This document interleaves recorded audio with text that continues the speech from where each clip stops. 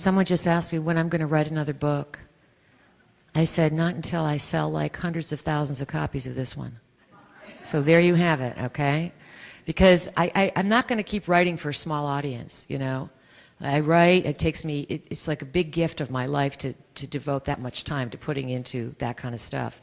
So until I see more and more people want to buy it and are interested in going to the hardest level, which is being responsible for yourself, I'm not going to write anymore. How's that? So that means you have to like turn a lot of people on and get a lot of people to read my books, and then maybe I'll write another one. Okay, we're locked. We're going to go. Ready, Gare?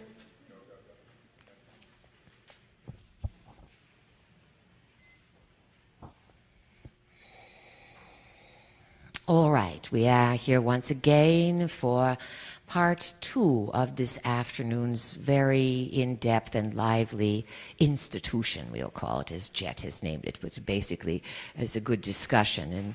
And one of the things that's happening is that as you each ask questions, some people are saying, oh, I could have asked that, or oh, this is important. So you get to hear what is important to each other, and we get to give you insight on it. So we were speaking about the fall of religion and what's coming. And we'll cover a little bit of this now, and we'll go back to questions in a moment. Of course, people are going to have a difficult time when they realize that everything that they have invested in is bogus. And you know, you may think, well, don't they realize it when they die, when they go over and they see it's not that? Here's the thing about dying. There's a trick to dying. Indeed, there is. And part of our work is preparing you to die, to know how to die cleanly, to take all of your energies with you and not become some dispossessed entity and to jump onto someone or to go to some false heaven. When you leave the planet, let's say if you have Hindu beliefs and Christian beliefs or Islamic beliefs, etc., you may, for a time, find yourself in those islands of beliefs, because you do carry your beliefs over with you to the other side. And then you end up occupying or dwelling in the reality that those beliefs have set up. And we cannot say, oh, this batch is superior to this batch, or you don't want to go there, or you don't want to go there. You go where your beliefs take you, and this is the part about being a creator, is that you have the right to believe what you want, and then to decide whether it works for you or not. And the question earlier says, what is this thing about time? Well, across the timelines and avenues of time in different incarnations, you really get to check out a bunch of different beliefs, if you want to immerse in many, many different cultures of belief. Now, as we mentioned, there is huge suppression on the planet, massive, massive, massive, about the truth of what and what Earth is, who occupies Earth, and what Earth's role has been in history. Many of the beings that you call God or that religions worship as gods are not necessarily gods per se. And then we have to ask you, what is God, and what is your own definition of God? Because probably all of you don't have the same answer. You may have some sort of thread of commonality within your religious trainings. But what is God? What does that concept embody? If you want to be really fair, one could say it is the part of the garden of the mind that is building an archetype, that's saying there is this mysterious creator out there, and we must name this creator, this creative force. What is that creative force? It is said that that force is omniscient. If that force is omniscient, then imagine the consciousness that that force has to know all things that are in all aspects of reality. Now, you have that force within you too. And you telepathically are in contact with all the vibrational frequencies and messages that are being bombarded all over the world. But your neurology is designed in such a way to give you the pleasure of private moments. to give you the illusion that it's you and you alone occupying your current timeline. And that, of course, is a blessing. It is a grace that you can walk in the woods by yourself and meet your thoughts and not have to be omniscient and know what every other form of consciousness is doing and thinking. So the concept of God, of course, is totally vacant without Goddess. It is empty. This summer, last summer, whatever summer it was, '07 summer, we accompanied our vehicle and colleagues and students and travelers, Czechia, and we all went to France and Malta. And you will find in the future France is going to rise in prominence as a country that has sequestered a tremendous amount of information. And the French know what they are sitting on, so to speak, and we do not mean derrière. There are many things buried in the Pyrenees. Many, many powerful things have happened in France that would, that in prehistory, so to speak, that would completely change everyone's outlook of what is going on the planet. Malta, a small island off the coast of North Africa, south of Sicily, has always been a very important strategic location to religious and military fanatics. For very good reason. Malta is riddled with limestones, and many caves, and Malta has openings that go into the earth and that connect up with the ancient, very ancient Atlantean tunnel system. This is of prime importance. After World War II, some bigwigs, who was it, Stalin, Roosevelt, and Churchill, yes, Stalin, Roosevelt, and Churchill all met in Malta, and it was Eisenhower who had his bunkers and his central command underground in Malta. And the turning point of the war, negotiations were made in Malta. Why? Someone brought this up to us recently, and they said, why was Charles de Gaulle not invited? Why? Because you see, wars are produced to allow certain military, religious, secret society organizations to get into location. Why do you say, do they want location? You think, oh, is it oil? Is it natural gas? Is it gold, etc.? Sometimes. But more important are historical artifacts, giant skeletons, strange skeletons of other life forms. Artifacts that no one has any idea what they do. Devices, some call them looking glasses, portable stargates, where one literally has a device and one can open the lines of time and move across the space-time continuum, so that fourth and fifth dimension, the isolation of the fourth and fifth dimension becomes something that you just ride your skateboard across by your mind. It is true that you are living in a post-technological world, meaning the technological achievements that have been blossoming and burgeoning on the planet for 50, 60 years are a small echo, a small, minute echo, compared to the technological magnificence that has walked on this planet and that you have been a part of. You heard Mr. Chet say earlier, he's not so big on technology. Well, our vehicle is even less big on technology. Why? Not because you are reincarnated Luddites, necessarily. They were those who shunned all sorts of modern conveniences. But many of you understand that you have lived in a time over and over again where innovation reached the point where instead of alleviating civilization, it began to destroy it. So you must ask yourself this question: at what point does innovation lead to destruction? And so some of you may be wary of certain things because you remember those previous times of destruction.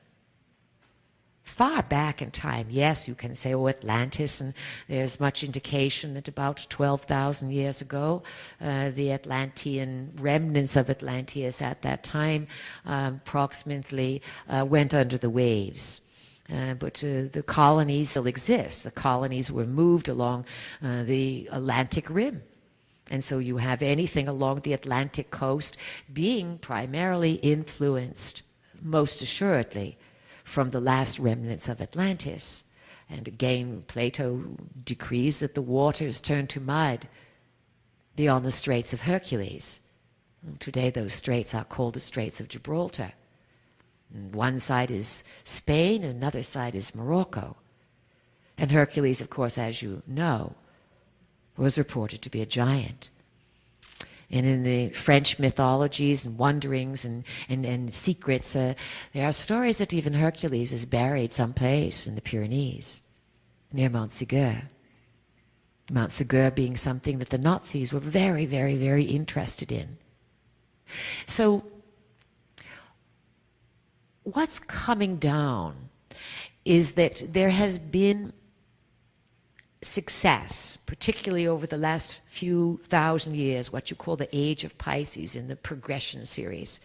There has been, in Pisces, remember, would be characterized by enlightenment and in mental insanity, confinement, confusion, divine consciousness. This is the age that you have been in.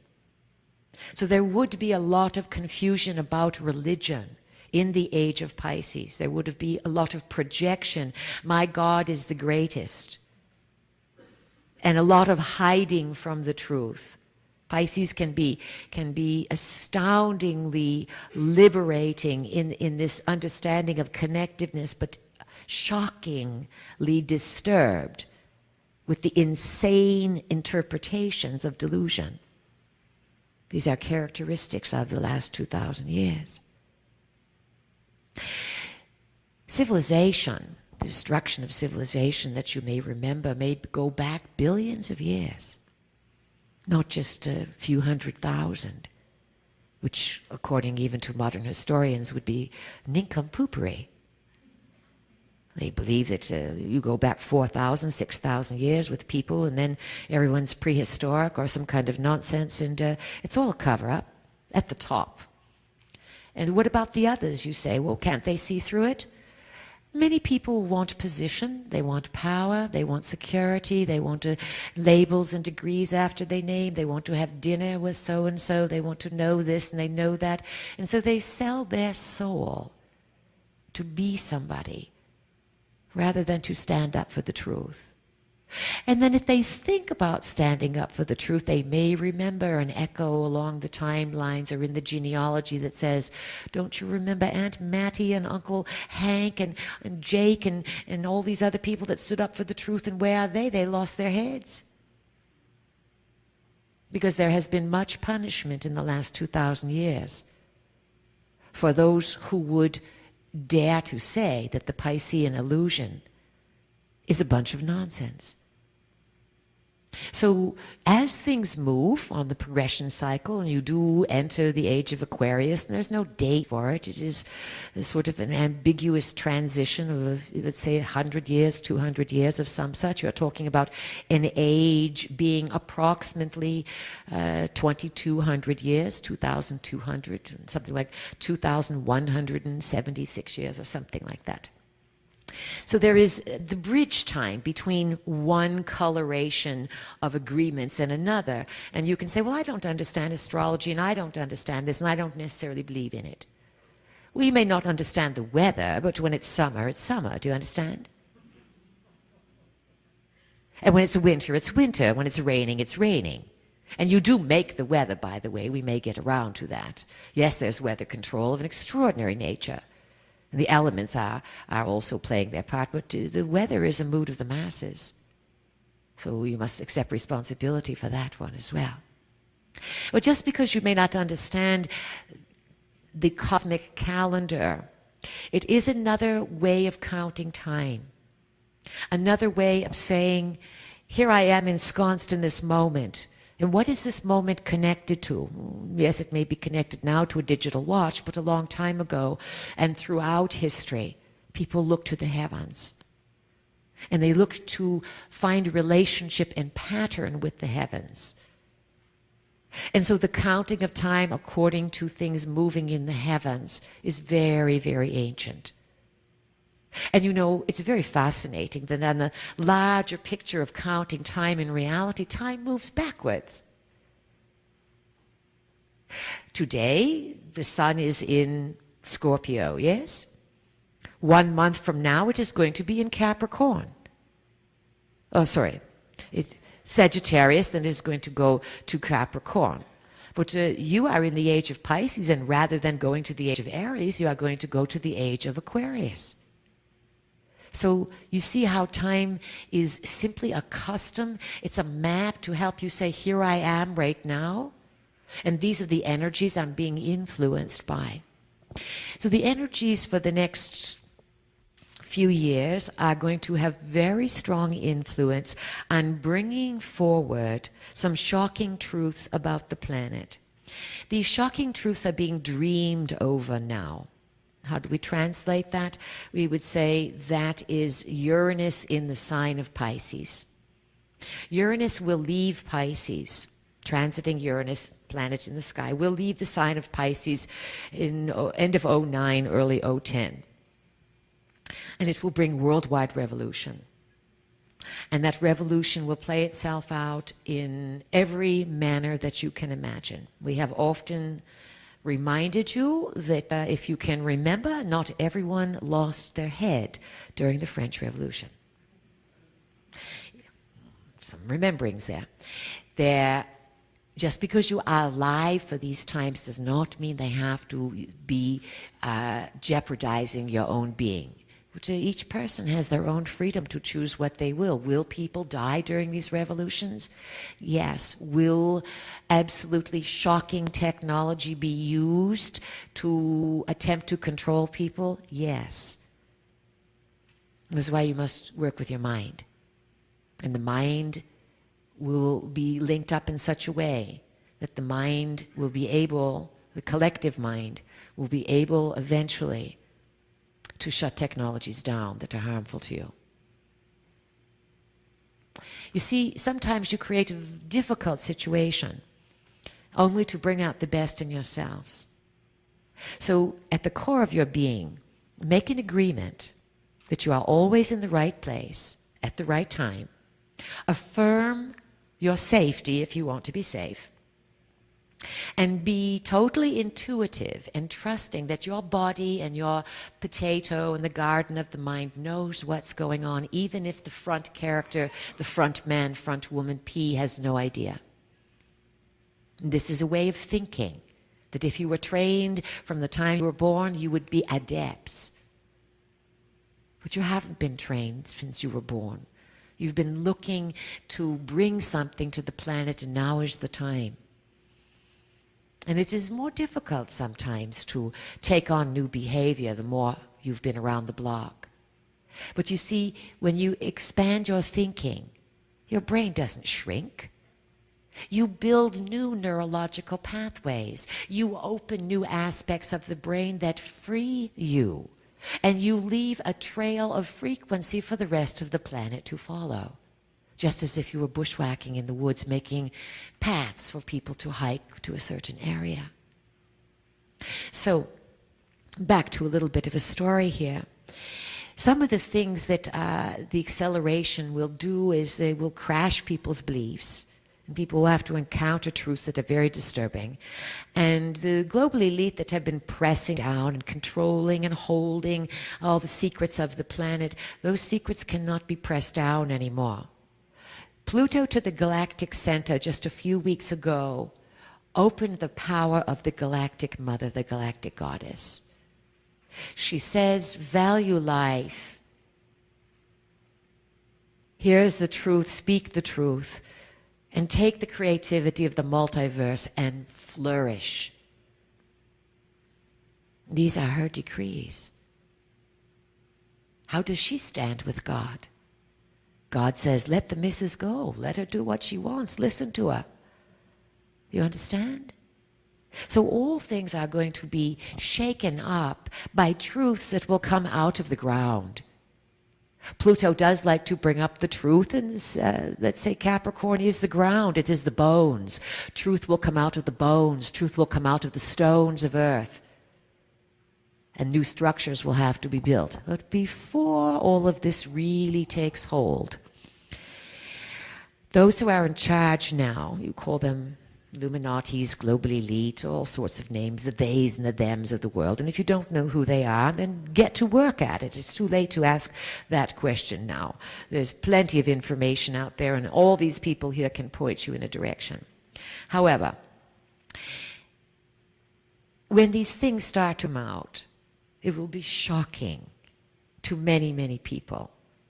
And everyone will question, well, where does Jesus or where does Krishna or where does Allah, and where do all these gods fit in here? So there will be a disenchantment that will come about with religion as hardcore data starts to be revealed. Right now, when things are discovered through oil digging or digging on for natural gas or mining and things of this nature, if any anomalous anything is discovered, there is absolutely corporate rule. Close it down. You call in certain people, and always, depending upon what's discovered, very often someone disappears or someone is suicided. There's a huge investment, and has been, in keeping people quiet who discover, especially skeletons, openings to other parts of the earth, artifacts, things of this nature.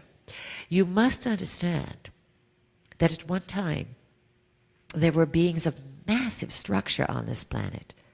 All your fairy tales and myths and stories are full of the rememberings, but you relegate these things to childhood entertainment. We said to a friend of ours a few years ago, came to a party, it was a timeline party, a Halloween party, and he came dressed in sort of a desert costume. Actually, there's an interesting story behind it. He waited to the last minute and went to the costume store, and all the good costumes were rented, and they said, all we have is the 3 wise men left for Christmas.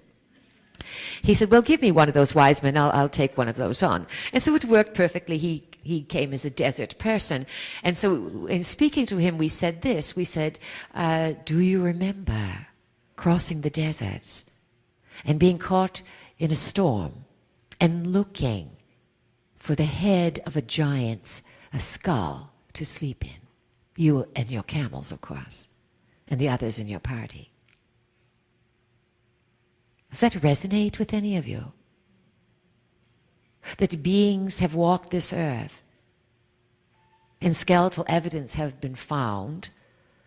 Well, let's say beings have walked this earth and have been absolutely massive in structure, up to 100 feet and more in height. That seems impossible.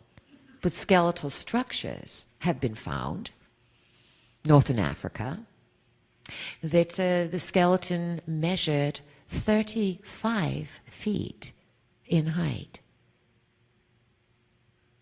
Now, what do you suppose all the people with degrees that are touting Mr. Darwin's story are going to say when this kind of evidence shows up? And some of them are very aware that this evidence is around. France is full of graveyards of chevaliers. What is their term for knight? Chevaliers who died in the 14th, 15th, 16th century, 17th century even, who were 15-footers, 17-footers, 20-footers, all before Darwin's decree, of course. This is a small example to show you how the truth of your planet has been completely absconded. And what has happened in between? You give people a whole new picture of history, you teach it to them, and then you reward them for learning the disinformation, and you reward them so they will go out and teach others. That is the pathetic state of knowledge in some of the planet. Yet if you were able, and some of you have moved into the corners of the earth and met indigenous peoples, and they have shown you things. They have shown you what they know or opened up These things are all going to come out. Now, between that great explosion of revelation and the now, when Pluto goes into Capricorn in January, it is to be expected that things are already in place to completely control your lives for about the next 18 moons. You will have regulation, mandate, surveillance, everything that you can imagine come down so strongly that it will be beyond your wildest dreams. The country of England right now and Australia are being used as test cases. You test it out here, and then you apply it to the masses. Again, these are acts of desperation to control the flow of information, the exchange of energy, socialization, vibrations, attempts to halt the unfolding of spirituality in the nanosecond, and of course to halt the loss of control that the non-physicals have over this planet. And they of course rule their physical puppets, and they do not care about their puppets. Once the puppet is worn out, they just jump to another one within the same bloodlines or organizations, of course. So before we take up questions, again, we want you to think about some of these things. And not to be frightened, but to say to yourself, what a time I picked to be alive. Wow, I hope I know what I was doing. I do know what I'm doing. I shall know what I'm doing. To be truthful with yourself. And you see, gatherings like this help you see that even though you all come from different perspectives, you're not alone. Yet you must do it alone. Do you understand? So, and there is energy. It is very intelligent. It is like grids of energy. It's layered within you. And those grids are fired or opened at the appropriate time. And one can look at Eastern astrology, Western astrology, and see the patterns. But if you were truly, truly, truly adept, and your senses were wide open to the natural world, you could find any old blade of grass, last year's leaf, any bit of nature, the shells from a squirrel's nuts. If you knew how to read it, it would tell you the whole story. So marvel on that one for a while, that you all have these abilities. They are not just for a few. We would like to ask each of you that as a result of coming to this weekend, and certainly hearing our work and listening to our considerations, that you consider offering a gift to the planet. And throughout the course of the weekend, when you have an aha, instead of making it very personal, stay with the personal and don't lose it. But at that moment when you are having an aha, send it to the whole planet. Picture, imagine that you are on the moon and that you are like the astronauts. Well, supposedly they were there, but more than likely they weren't. That's another story. But looking at the Earth from the moon, you're saying, sending this to Earth, wake up Earth, and use your position playfully to send your ahas out perfectly intentionally. All right, let's go over to questions now and see where else we want to go. We heard Michael here. All right, Michael. I have a question for you. Quiet, please. One person at a time. One thing we would like to do is to have everyone respect everyone else. And that makes a nice world if it works. All right, Michael, please. Barbara, I have a question for you. We are the Pleiadians, if there is a difference. I was told I was one of 7 people that was born to do a specific job for the planet during this time. We are not going there. We are so sorry. We do not stroke personal egos. Oh, good. Next question. Who hasn't spoken? Missy? Missy? No offense, sir, but Michael, but if everyone wants to know how they're special and you're all special, go ahead, Missy. Gamma frequencies. Gamma frequencies, what are they? How can we meet them better and incorporate them?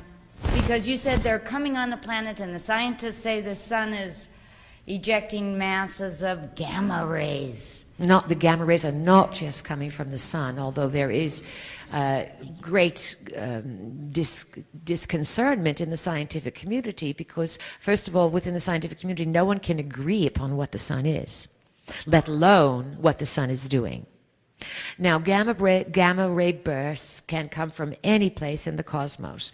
Gamma rays are quite fascinating. They are at the high end of the electromagnetic spectrum. And at the low end, perhaps you would have radio waves or something. And radio waves would look like long, rolling waves. And gamma waves would be very high and close together and very, very intense, more like a jackhammer effect. Gamma rays pass through everything. They pass through the earth. They pass through everything they encounter. Gamma rays are encoded with information, just as every bandwidth and frequency length of the electromagnetic spectrum is encoded with information. Radio waves, TV waves, microwaves, you encoded those yourselves with your own signals, but that doesn't mean that those frequency bands didn't carry their own data. But as you know, a radio wave would be different than a microwave or a TV wave. So gamma waves are let's say, part of the cosmic dance. And when these bursts occur, pay very close attention. You will have more of them. We'll have many more phenomenological cosmic events happening. You will see bursts in the sky. This comet Holmes is just the beginning of more of these celestial events where the light is going to affect you on the subatomic level. The subatomic level then sets in a new program, rewires the body. Gamma rays carry information, and they are picked up by what is called the cochlea. The cochlea is a shell-shaped, spiral-shaped bone. Stirrup is sometimes called in the inner ear. It vibrates. You think, well, the ear here deals with sound. Imagine light that is encoded with sound. This is what the electromagnetic frequency is. So these gamma rays are heard by the cochlea. The cochlea then sort of transcribes or translates the Morse code of the gamma rays and sends the signals to the nervous system in the body. The nervous system is not confined to the physical body, of course. Your nervous system extends, certainly the nerves extend beyond the cranium, but also you have energy fields that go beyond the skin. So your sensory perceptions and nervous system reach out of the body. The cochlea could be thought of as the grounding of this energy, the control center to disseminate it to physical and non-physical form. In this way, this is how many people can receive simultaneously an upgrade that would give them an epiphany or a greater awareness or an aha of, I never thought of that, and have a sudden awareness. So gamma rays are very powerful. And every time they occur, something very, very purposeful being directed in planetary evolution. You must understand, friends, that your development can be directed not only by those who can elicit behavioral modification through high-definition TV or inaudible sounds or sounds through the cell mass towers or through pharmaceuticals. Pharmaceuticals are exceptionally dangerous, and please stay away from them completely, as also with any inoculations. They're encoded with nanobots that are then designed to pick up information and eventually control your behavior. You do not want to go there. You don't need to go there. However, there's larger beings who can press the dials, push the buttons, and send energy to the species at large. And then what you do with that energy is, of course, up to you. If you've made room in your body and your consciousness is clear, if there's being an energetic upgrade, you're going to get some mileage from it. If you've been living on Twinkies and parked in front of the TV or the computer for the last 20 years, it's going to be harder to download and integrate that particular upgrade of energy.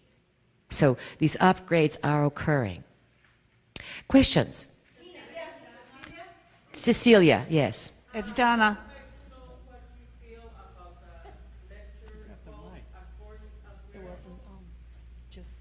Did you just ask our vehicle this question? All right, just to make sure it's you.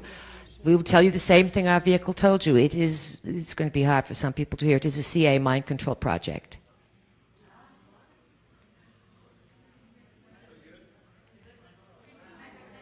Let's say it is an intelligence organization's mind control project to steer you into certain beliefs that would color and take you away from true spirituality in the New Age. The question was, what is the Course in Miracles? That's a big shh. It's not on the 6 o'clock news, yes? Let's say it's not even on the New Age circuit news, but it is, this lady, it's why we asked her if she had just asked our vehicle, because she came up and asked our vehicle, and our vehicle believes in telling the truth. If she finds something out that is the truth, then it is best to speak the truth. If you do not speak the truth, you're only going to get in trouble. So if you know something that's true, it is best to disclose it, even though it may be very uncomfortable for this room. This room may be more uncomfortable hearing that the Course in Miracles may be a bogus government program than they would be in hearing that Jesus never existed. You understand? It just believes. It just believes. Just believes. But what those beliefs bring up for you is this. And here's the real issue. I trusted that. I trusted that. And I trusted the people that taught this. We'll tell you something. The lady who brought that material forward, Helen Schulman or something like this, she was deeply involved with the people who set up Finhorn and who set up many other mind control projects to steer people through behavioral modification and through tapping into energies, into setting up a container for the arising spirituality to fit in. Do you understand this?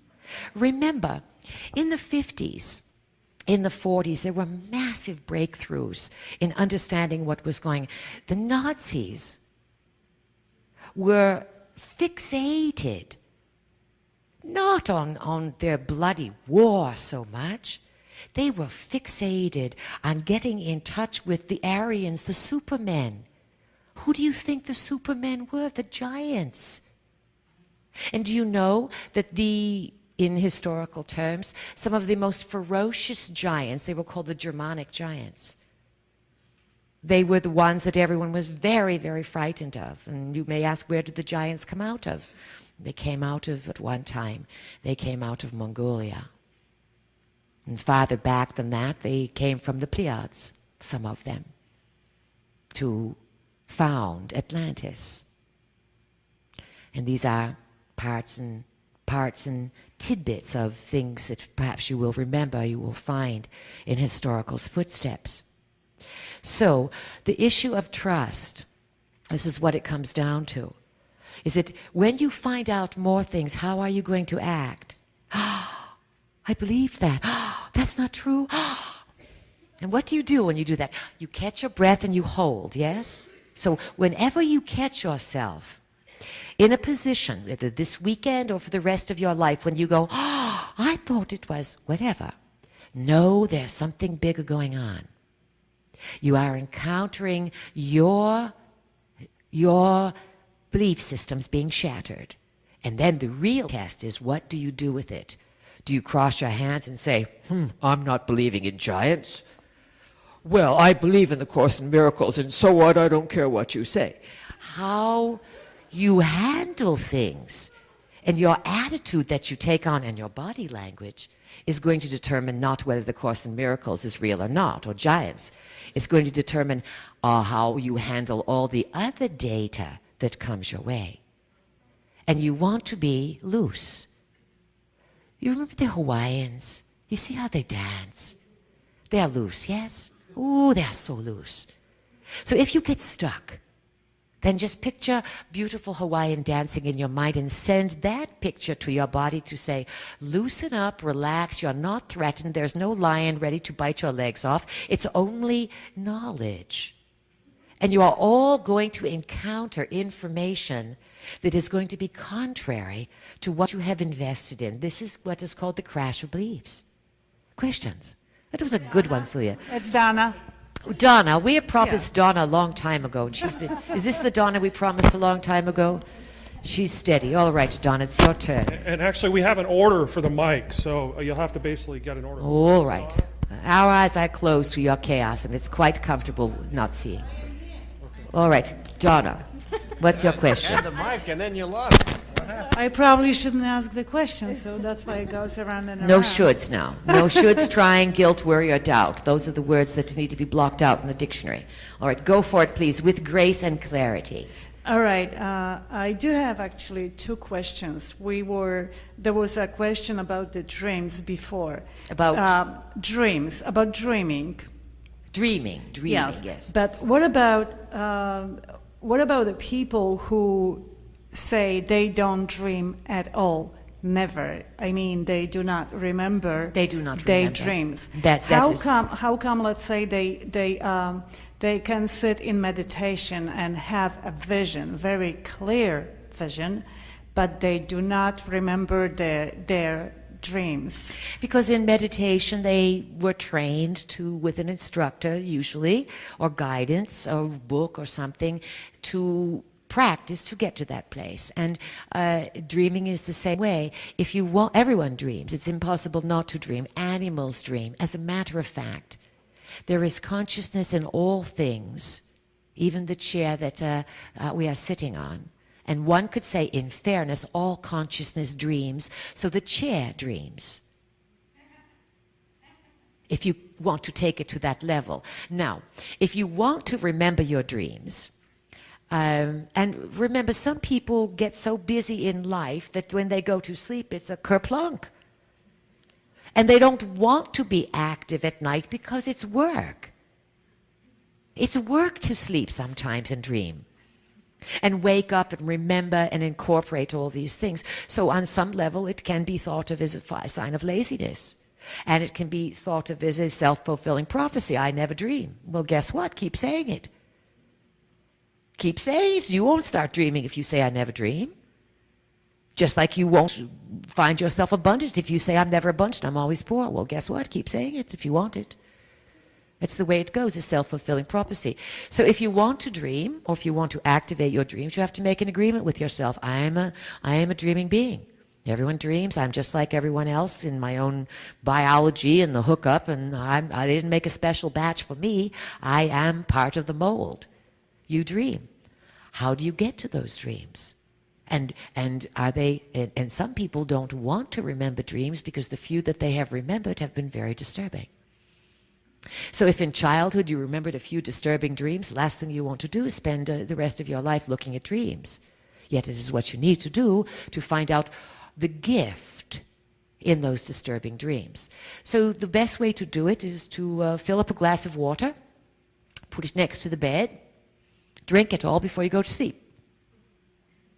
Make an intention and say, it is my intention that I will dream tonight, and that I may wake up at night, or when I wake up in the morning, I will write down my dreams. And you get yourself a nice little journal and a special pen, and get that glass of water there every night. Drink that water and make your intentions, and then just go to sleep. Eventually, you'll remember your dreams. You might remember, I remember dreaming about red. And you may say, well, there's no dream in it, so I won't write it down. In the dream journal, I remember dreaming about red. That's the dream. You understand? It's the same thing with regression. People say, well, I can't be regressed. I've never been regressed, or I'm not psychic, or I can't do. So there you are with all your can'ts and shoulds and putting up all the boundaries of what is possible. But in regression, a therapist knows. You get a client on the table, you get them in, and you say, what's there? I don't see anything. There's just a black dot. All right, we'll go into the black dot. Oh, wow, the black dot's turning into a tunnel. Oh, we'll keep going. What else is there? Oh, there's a light at the end of the tunnel. Well, what's in the light? Well, keep going. You keep going. So it may start with something very, very insignificant, and then you must exercise the mind, do what we call Pilates of the mind, to start to let the mind use itself. It's all sitting there in potentiality, just like your body is in potentiality. But how many of you can get up and do ballroom dancing without training? Do you understand? Hello? Knock, knock. Anyone home? So that's how that one goes. And you had a second question, or did you roll them all into one? I do have a second question, which is about, I don't know how to put in that question, but what I mean is that sometimes we walk somewhere in the cities or villages in other countries for the first time, and there is something like a little small click that you do understand that, I mean, you do recognize that place, not being there before. And is that mean that there is some kind of life cycle that we go through, some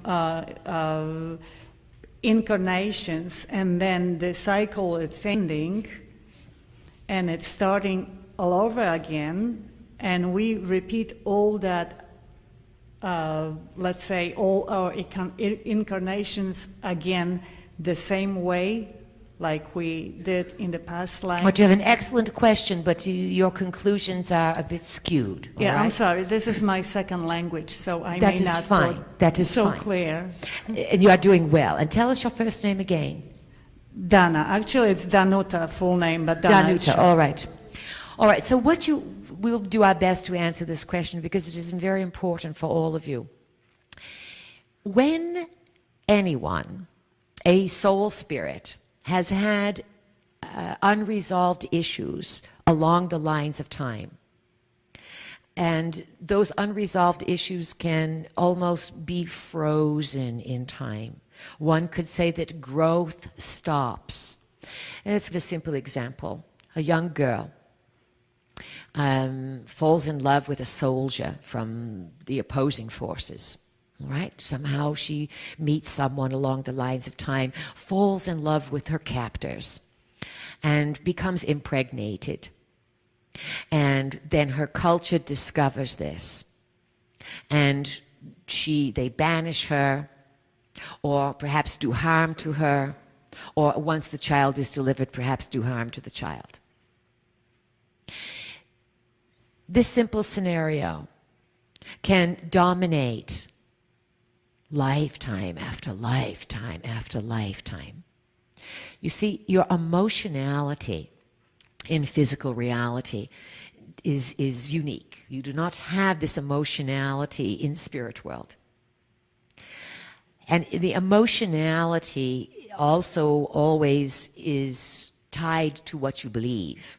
So if you want to understand your beliefs, you always follow your emotions. I am feeling, and then those feelings will tell you what your core beliefs are. So something traumatic, where the edge of life is rich and raw, and where sex and love and survival are often involved, those first two chakras, can also arrest a spirit. It can also arrest a bloodline. It will also leave an imprint on the land where you have lived. So in any lifetime, you may be impulsed, particularly in the nanosecond, the likes of all of you and many others would be impulsed to visit places on the planet that have meant something to you. And in this current era, you take your camera and you sign up for a tour, or you go on your own, or you do a family holiday, or something like this. But you are being drawn back to places of significance. And then what you do with that is up to you. Our vehicle's been leading tours for 20 years, taking people all over, and she's seen it over and over again. Those who are unprepared often and have a distorted point of view can go to a place, such as we just visited France and Malta this summer, and have a complete meltdown. Complete meltdown, totally exaggerate everything and affect everyone else, and be so self-absorbed they're not having any idea what they are doing, and yet they are living out something that it's almost like walking over your own grave, do you understand? But it might not be walking over your grave, so to speak, as getting in touch with a similar situation that was played out either as a soul spirit on the lines of time, or you walk in the footsteps of your genealogy bloodline. So what to do in these situations? Own it, own the emotionality and do your best to observe it and not affect everyone else with your let's say, explosions of energy, and look for the ally. Look for the purpose. Just as in illness, when you get ill, whether it's a cold or whether it's a twisted toe or and on up from there, there's all kinds of things people are dealing with now. Our vehicle sister had to deal with a brain tumor 10 years ago. Look at your situation, whether it's walking the lines of time or body illness. Look at it as an ally, a friend. Something that is there to take your attention and say, if you want to go forward, this needs to be incorporated. And sometimes what these situations do is they stop you from moving forward mindlessly, and they really funnel your attention to develop new skills, new understanding, and new grace. So the attitude you have about these things is going to color what you experience. Now, you don't want to get so Pollyanna that everything becomes a state of denial because everything is just so perfect and so perfect and so perfect. You have to be able to understand that, yes, there are very, very beautiful, gracious, lovely things out there, but there's some dark stuff too, and you have to be able to acknowledge it's going on and what you're going to do about it. So another example of what Donna Danuta was talking about, it is today you have this proliferation of war in Iraq. And the burgeoning potentiality for that war to explode throughout the whole Middle East. We'll give you a little insight on this. The Middle East is a honeycomb of underground dwellings. Cities, palaces, tunnel systems, museums, libraries. It goes on and on and on. And there are other places around the planet that have these things. South America, most certainly, some in Central America. North America, many things have been contained, although certainly the Southwest is not devoid of its artifacts and skeletons by any means. There was great civilization here a long time ago. But in the Middle East, you have from the historical record an understanding that, as Mr. Sitchin translated, that the Anunnaki came and from Nibiruans and came to found a certain type of reality there. What we want you to understand is that many beings throughout time have played the role of God or goddess coming to your earth because of it being a genetic library. And what is the main passion that all forms of consciousness get to encounter someplace along the line? Is the ability to play God or goddess and to make life. On earth it is a gift. Man and a woman, for billions, millions of years, could co-join together with love under the moon or under the rape and violence of war, and life would be made. And some are not satisfied with that. They want to know the secret of making the homunculus, of making the Frankenstein, of designing life in their own way and playing controller over that life. Many of these clues are in the Middle East. And many things are being held on to now. Syria, Lebanon, Israel, Egypt, Iraq, Iran, Jordan, all of these countries. I'm France. They're sitting on stuff. Why do you think that the U.S. is building the largest embassy in the world? In Iraq.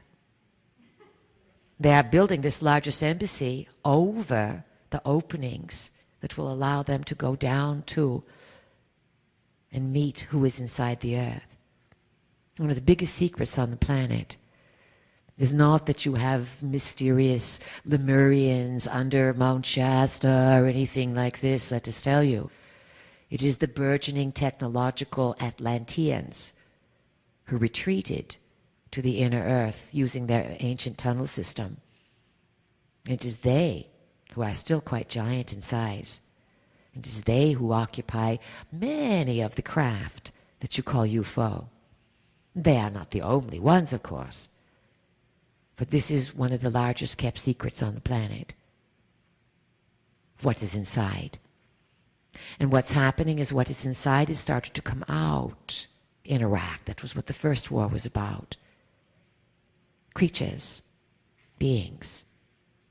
And so this is about containment and location. And then this brings up the idea of depleted uranium. Because the same thing has happened in the Balkans. Things have come out. Yes, it is true there's gold and things of that nature there, the resources. But the Balkans have always been known for anomalous activity, and they were home of the giants in their migratory route. And so what has happened? Your society has created something called depleted uranium and poisoned areas that will be uninhabitable for tens of thousands, hundreds of thousands of years. There's no stopping this. It's already in motion. All you have to do is look at the pictures that came out of Chernobyl and the denial and the closing away of these people. And who are these people who decide to be born all distorted and with their organs hanging out of their body or gelatinous blobs of being? What reality is going on that you get to sit here? There's no guilt trip in this. But what reality is going on is that you sit here in council. That's what this weekend is. It is council. And you get to debate and consider the truths of the world.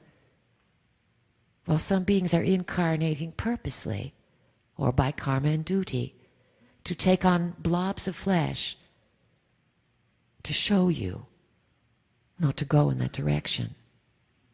It's all highly cooperative. It's all highly magnificent. There must be a healing coming in these times. And that healing will come with some very, very, very rewarding futures for all involved. Let's go back to questions now. This is Michael. Sounds like Michael's got the... No, we don't want anyone who's asked a question before. Is this a new Michael? This is a new Michael. All right, a new Michael. Let's hear it. This is my first time to see you.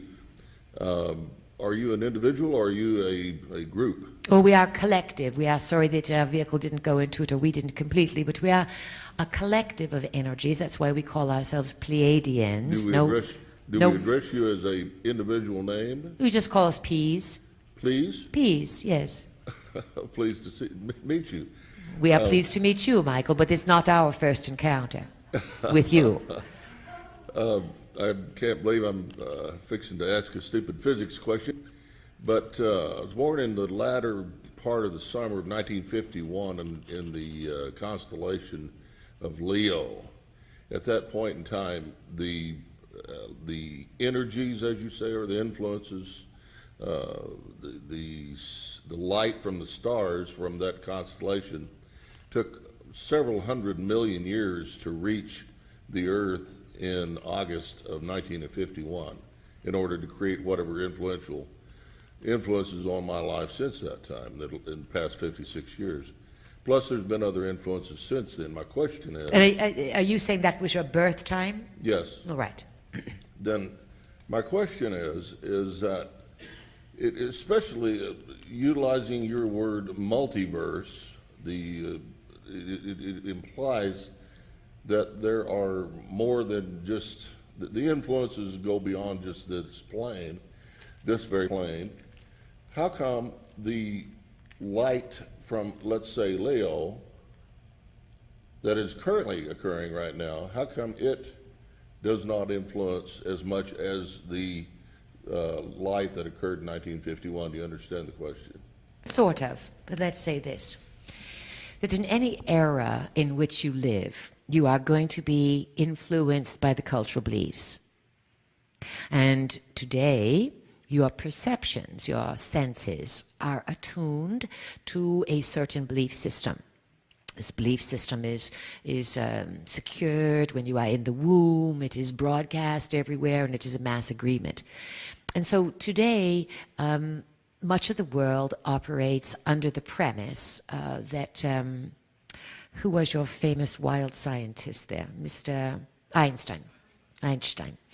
Mr. Einstein, his principles have been widely accepted for almost 100 years or so now, when in actuality it is now being proved to some extent that the speed of light can be exceeded, and the speed of light, one could say, determines the limit of certain perceptions. So if your perceptions change, or if your beliefs change, then the speed of light can change. And that, in other words, the things that you believe in as hardcore physics, what's to say they are right? That's our question back to all of you. Because if you look at time and you look at history, things that were accepted as reality were then sort of taken off and say, well, this isn't in fashion anymore. And many of these things that you are understanding about the cosmos and the multiverse are indeed only theory. Jumping in time, backward and forward in time, when people are not ensconced in limiting beliefs, perhaps when you have lived in a more indigenous culture, when the sky was your best friend. Well, today you can hardly find the sky at night because of all the light that is everywhere. But when you lived and slept with the sky and did not have certain interference that is common on the planet today, obviously the human perceptions would have been very, very different and would have embodied a different kind of physics. So not to denigrate physics or science, but they are a result of pea-brain, conscious mind, ego thinking that you have discovered something, but there is no consciousness factored into it. And this is why science is on the verge of a massive revolution, because they are starting to figure out that things are multiple, that this is a multiverse, that there are multiple realities, that you are multidimensional, and that the laws that you have accepted as sacrosanct are absolutely not true. It's the same thing with Tesla and Edison. Society went for Edison, and you got Edison's direct current, and now it's all switched over to Tesla's alternative current. But it was Tesla who was the genius. It was Tesla who was the giant, and who absolutely had contact from other dimensions. He was the Serb, so again the Balkan regions, giant from the Balkans.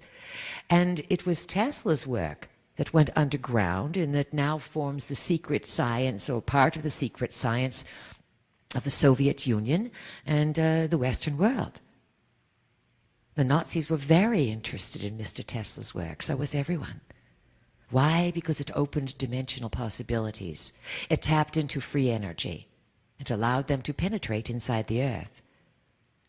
Questions? Mel. Mel, let's go with Mel. Yes, I was wondering, That was loud and clear. The off-planet control group to which you referred earlier.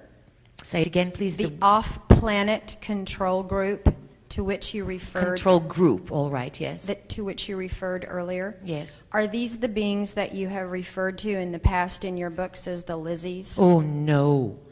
Oh, no, not at all. That'll put a little bit of a cog in your wheel now. Uh-huh. Who are the off-planet group that would want to control?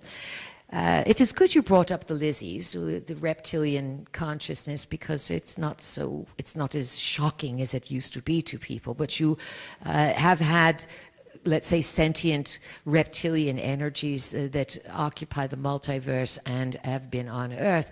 And they can be very controlling. There's no doubt about it.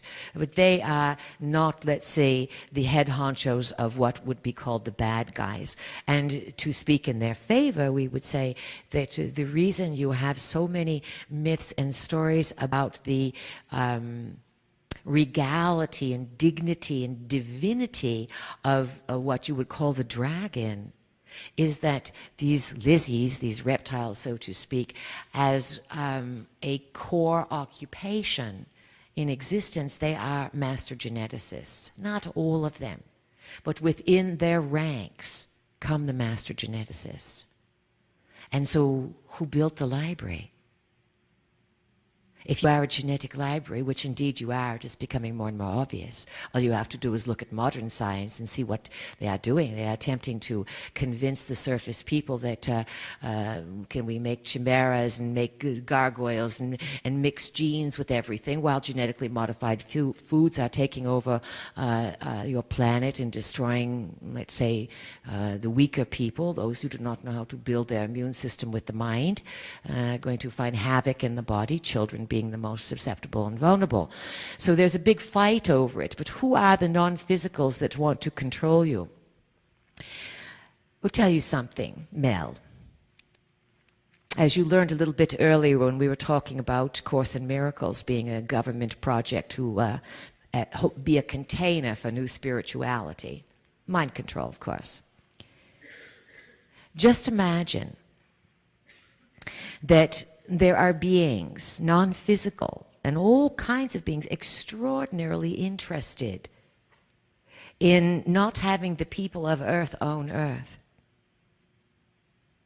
Because you see, once the people of Earth receive these upgrades and they start to get awareness and they learn how to focus their consciousness and do these sit-ups in the mind, so to speak, there's going to be no stopping you. There's going to be what some call the golden age. And some of you remember these prophecies. And the prophecies also say that sometimes one has to go through the dying of the trees, the poisoning of the waters, and all these things are signs that a version of the world is ending. But a golden age can come. And if this golden age comes, those who control your planet, well, they're unemployed for a while until another age comes around. But from another perspective, I want you to remember this, that what looks like your opposition, what looks like your hassle, is indeed an ally. And when you look at it that way, you see that sometimes the tumor, sometimes the sickness, sometimes the controllers or those who will oppose you, yes, they can destroy you, and it is a life and death reality. And that's where, yes, you can die, and you can die very difficultly. But also, these things can bring out the best in you. And you can tap into achievements and victories that would never come about had that difficulty not come knocking on your door. So on some level, when consciousness is really fired, when those codes of consciousness are fired off and humanity starts to move into this new pattern of awareness, into this golden age, those who have been giving you a hard time can retire with grace and ease because they have done their work. You see, without opposition, unfortunately, all forms of consciousness can get complacent and go very, very lazy.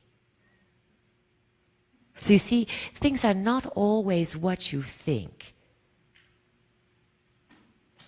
And so you must learn to move around ideas like you would move around a sculpted statue. Because sometimes the back of the statue holds clues that you would never see had you not walked behind. These beings, let's say, that want to control your planet, the best way to describe them is you would call them, from your historical perspectives, you would call them demons. And if you travel around the world, in all cultures, they will show you the pictures of what the bad guys are. And how does someone get to be a demon, so to speak? A series of choices that is based on power and greed and destruction of anything to get what you want. That eventually can make you a big bad guy. And you can carry that bad guyness, bad girlness over from all kinds of parts of existence. It does not have to just come from Earth. And what happens today, the unfortunate part of the truth of today, is that you have global elite beings as members of secret societies and practicing what we call the dark art, sacrifice, ritual sacrifice, murder, cannibalism, and worse, you name it, it goes down from there. And what is happening is they would do these ceremonies very ritually, and a ritual, again, is like a recipe. One could say that mom's apple pie is a ritual. Make sure you just put this much salt in and not too much butter. Do it this way. A recipe, a ritual is very similar. You do it exactly the same over and over again. And if you are a church and you can get everyone to do the rituals all at the same time every day, year after year after year, you are conditioning the space of Earth. So global elite tend to condition reality according to their own calendar. They often use full moon, new moon, solstices, equinoxes, cross quarters, etc., and put down what they want reality to be. No one can create your reality for you, but if you don't create, you become part of another mass creation, unless you say, this is what I'm available for. So war, for example, can be thought of as an offering to these non-physical beings. So even though the soldiers are going to war saying, I'm going to fight for my country, or I'm going to do this out of the duty of honor, and their own delusionment of why they rationalize killing is okay. Because killing is not okay in any condition. Because it never has to be done. So there's no justification for killing. However, people do it, and that's your free choice to do it, then you must pay the consequences as a creator. But what global elite may do is they say, all right, this battle here that these troops are going to fight tomorrow on La Mas, August 1st, we will dedicate this war and all those who are killed to you, forces of power. It's called devil worshipping in your language. And so these forces are magnificent. They are imbued by negative emotional energy and by death, by fear and destruction. So when you stop feeding them, you change the vibration of the planet. Do you understand? And you feed them when you watch these kinds of violent as entertainment on the movies and TV. Violence, dear friends, is never entertainment. Do you understand? You must learn the difference between being informed and being entertained. Next question, please. And Brandy? Who is it? Brandy? Let's hear that deep voice there. Brandy? All right. What's your name again? Brandy? Brandy, stand back from the microphone a bit, but one moment, please. Gary, timekeeper, how are we doing? 1:24. 1 minute, 24 seconds? Plus about 3. All Okay, right. I'll make Go it for quick. it, Brandy. Thank you. Then everyone will be going for a brandy after brandy at happy hour. Go for it. Thank you. Some of us, when we read Bringers of the Dawn years ago, got kind of lazy, didn't do any exercises. And with the acceleration, what would you recommend that we do individually and or as a couple, exercises to promote our DNA change? Did you say sex in there? Well, maybe. All right, it's an excellent question for coming up to the end here. We'll do our best. This will be the last question. What can you do? You must love yourself. Not in a selfish, egotistic way, but if you don't take care of yourself, who's going to? You owe it to your physical body and the living library that when you get the privilege of growing one of these things that you all have called a body, it's a miracle. You are a spirit in a body. So honor your body. Eat well. Give reverence to the earth. Give thanks to all the elements. Make beauty. Whether it is the way you arrange your room so that when you fall asleep and when you wake up you see beauty. Simplicity, but beauty. Love nature. Make your land that you live on more beautiful, whether you own it, whether you rent it. Do everything you can to honor. Honor with actions, honor with vision, honor with words. These are some of the things you can do. We threw that word of sex in because not once in this afternoon did the subject of sex come up. Not in that regard. We threw it out there a couple of times. Sexuality is one of your spiritual keys. And if you are fortunate enough to have a loving partner of whatever predilection you have, then be truthful, be honest, be loyal. Never lie to someone that you are having sex with. And never have sex with someone that you do not have a deep rapport with. Because when you have sex, you build a frequency that is so, so, so powerful. It ripples through the dimensions. So for those of you who are fortunate enough, have a good sex life. And if you think, oh, I'm a bit over the hill, never too old for these kinds of things. Believe us, the body is always young at heart. And there are many ways to enjoy the comfort and the security that love brings. Remember we started off by saying beings come here for love. You would be best advised for the years ahead to really think about where you want to live. And to also think about giving to your communities. Many of you keep quiet about very important ideas. And we can understand why. Who wants to let everyone know I talk to extraterrestrials and I do this and I do this, and people aren't ready for it, and it does sound strange nonetheless. But it is time to spread some of your ideas. It is time to help others, because the whole game is not going to be about information. Yes, the data's fun. Yes, it's intriguing to look at all these unusual aspects of the planet. But the whole game is really going to be about those who can move things with consciousness. Our Vickle is going to be 60 years old, and she's never had health insurance. And she never wants it, and she'll never need it. What a solution for the planet, do you understand? That people can get that autonomous. And so what can you do for yourself? The best. Take care of yourself and value your friends. Be truthful and support one another. Now the beeper has gone off, and we know many of you have so many more questions, so you'll have to ask us in the dream state. And we'll do our best to hold another session this evening where you can figure out how to meet us in the dream realm. But for now, let's end with a gift. Let's do a collective energy exercise very quickly and start the weekend off by raising the vibration for the entire planet and for all of those who are coming here to learn and to work with the healing along the lines of time. So if you would clear your throats, give a good clearing, clear it out. And then close your eyes and exhale very deeply, clearing the lungs, exhaling, making room now for a nice big inhaling. And now separate your jaw, relax your tongue, let your hands rest lightly on your lap, and trust for a few moments that you'll be safe and that you can let go. And let's walk through the garden of the mind together.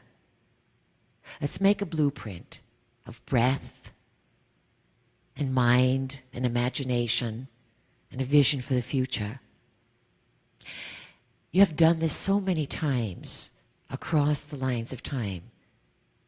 See if you can remember walking a path on the way to meeting people, going to a secret meeting where you are questioning, showing, and exploring what is happening. And so see yourself in a timeless place now. Let your body be relaxed by your breath and keep breathing deeper and deeper. And let your tongue relax. jaw separated. And let yourself go deeper and deeper into your own uniqueness. And look and see a path in front of you. For some it may be stone. For some it may be scattered with bone. Maybe hard-packed dirt or sand that is difficult to walk through. Maybe at the end of a cliff, or it may lead you into a deep, deep cave. Let yourself be on that path now. You are going to a very important meeting. You're going to meet with 12 other friends, colleagues, beings. You will be the 13th. And you have something in a satchel that you have found. And everyone's going to be waiting for you to come and pull out what is inside that satchel. And so feel the moon over your shoulder and the stars making a bridge overhead. And suddenly you are at the meeting. Perhaps everyone has a cloak with a hood. And so slowly remove your hood and look around at the others and see them doing the same thing. And have the courage to look in each other's eyes and be certain that there is trust, that there is pure trust and camaraderie in the eyes of those that you see. And then find yourself reaching into a velvet pouch. Your hand touches something which is round, it is solid, it is vibrating with energy. Pull it out now and lay down the velvet bag and put an orb of energy on top of it. And watch everyone look at it. And watch that orb open up and open the lines of time. And turn that orb now into earth. Picture the beautiful globe of earth in front of you. And that you with your friends are sending all the solutions, all the answers to the people of the world to safely, graciously, and timely wake up. And any special message that you want to send, do it now, from your heart, from deep emotionality to the world. And then look at your colleagues. You have the look of Cheshire cats. You are smiling. You're feeling the energy. Feel it inside yourself. And let the vision fade. Let it fade very slowly, but you can see that orb giving off energy, and that is symbolic of earth. And then remember where you are, the clothes you have on. Feel your feet on the floor. Don't move yet.